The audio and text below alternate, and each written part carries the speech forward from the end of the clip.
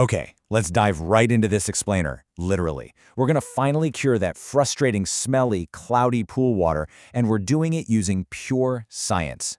Look, if you've ever battled a green swamp in your backyard, or you've dealt with those horrible red, stinging eyes after a quick swim, you are in exactly the right place.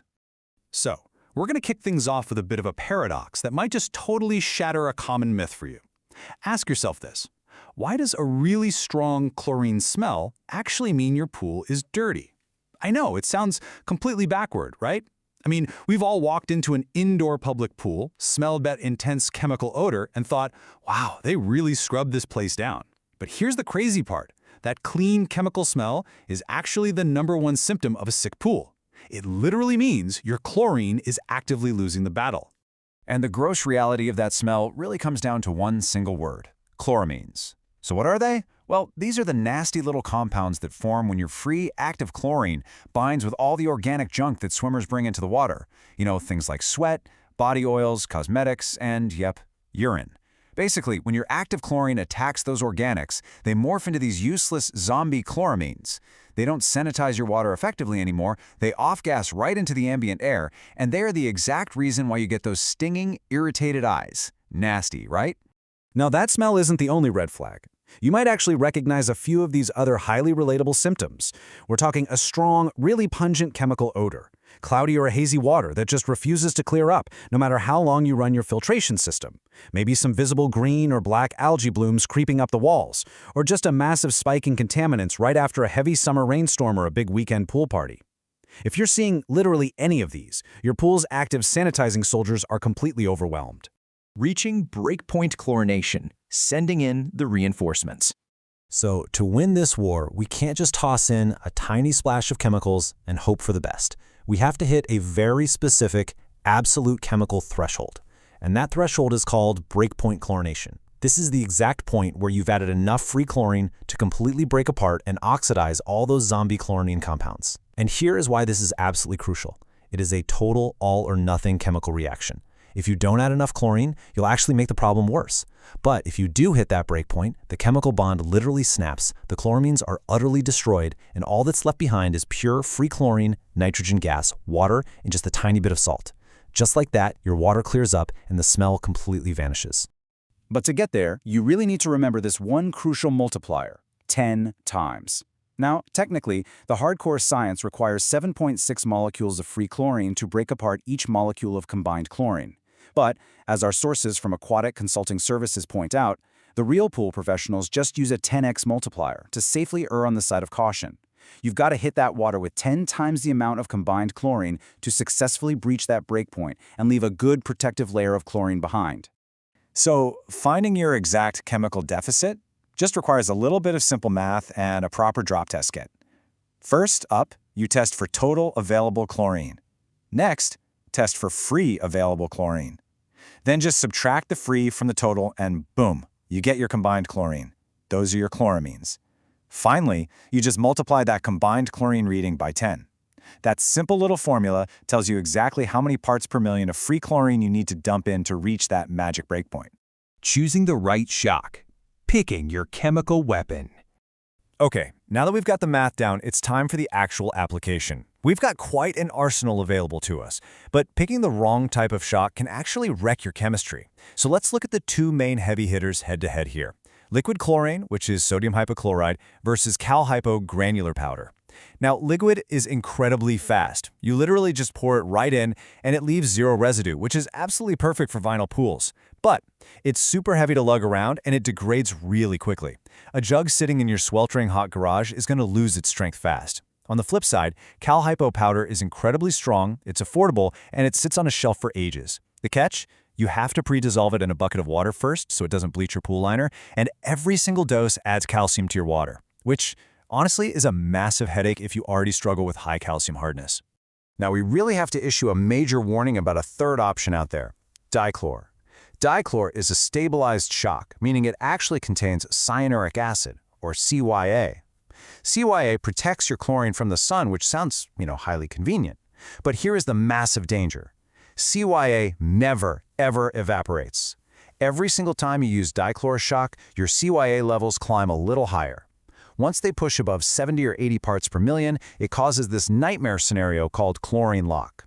The stabilizer basically puts your chlorine in a chokehold, making it completely useless. If that happens, honestly, no amount of shock will save you. You are literally forced to drain some or all of your pool and replace the water. Nobody wants to do that. Doing the chlorine math. Ditching the guesswork. So to prevent wasting a ton of money or permanently bleaching our pool liners, we absolutely have to ditch the guesswork. I mean, just look at how people used to do this.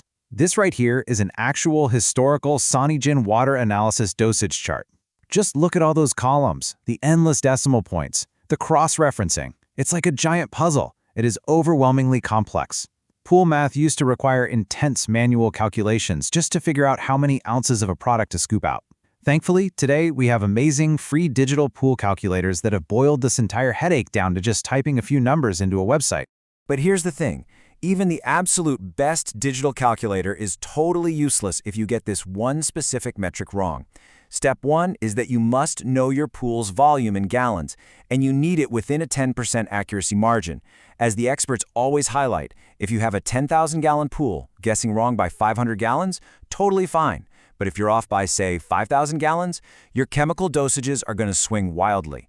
You will absolutely miss that breakpoint threshold, either underdosing and basically feeding the algae a snack, or overdosing and completely frying your pool equipment. The step-by-step guide. Executing the SLM method. All right, we know the math, we know our chemicals, and we know our exact volume. Now it's time to execute what the pros call the SLM method. SLM stands for shock, level, and maintain. Now it's really crucial to understand the difference here. A standard shock is just a quick one-time dose to burn off some chloramines after, say, a kid's birthday party. But a SLAM, that is an ongoing, multi-day siege against really persistent pool contaminants, like heavy algae.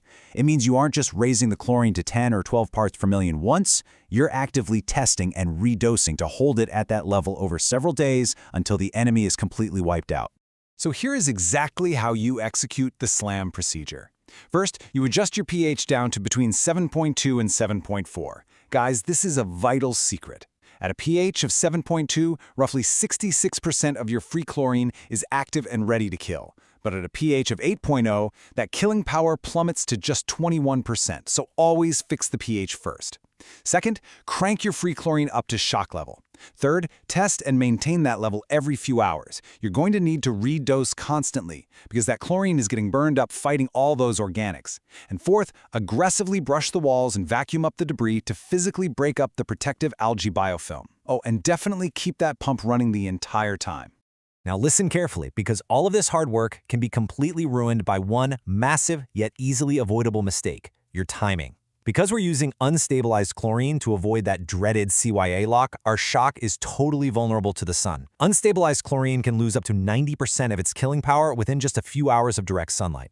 So shocking at noon on a sunny Saturday is essentially just pouring your hard-earned cash right into the skimmer.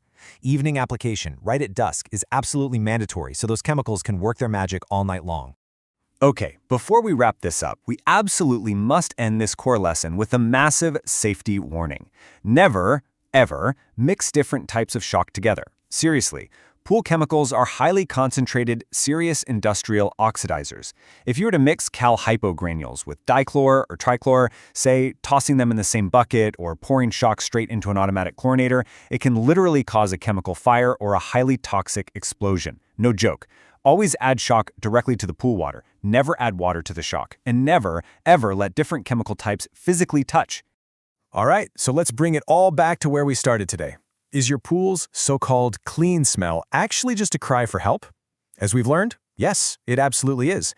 That pungent smell is literally the zombie chloramines begging to be destroyed by breakpoint chlorination. But hey, now you are fully armed with the science. You know the 10x multiplier, you know exactly how to choose between liquid and cal hypo, you understand the hidden dangers of CYA lock, and you know how to execute that multi-day SLAM method right at dusk. So the next step is totally yours. Grab a proper test kit, check those water numbers, and go take back your pool. Thanks so much for joining me for this explainer, and I'll catch you next time.